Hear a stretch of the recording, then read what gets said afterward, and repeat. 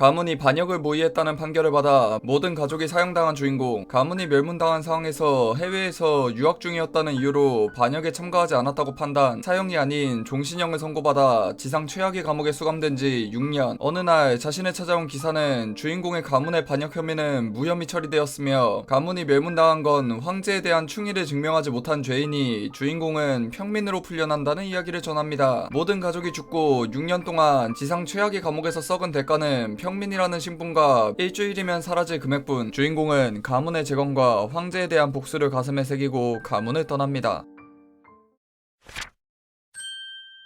오늘 리뷰할 소설은 법없이 사는 놈들입니다. 저는 이 소설을 124화까지 보았습니다. 시작부터 굉장히 어두운 분위기에서 시작하는 소설. 기본적으로 온갖 정신병자, 범죄자, 쓰레기들이 등장하면서 어두운 분위기에서 전개되는 느와르물 느낌 나는 소설인데, 저는 소설을 보면서 뭔가 2000년대 초반의 옛날 웹소설 느낌을 받았습니다. 물론 이 소설이 고전 명작 취급받는 옛날 소설들이랑 같은 급이다 이런 소리가 아니라, 초반부 전개 방식에서 요즘 웹소설에서는 잘 안 쓰이는 요소들이 보이더군요.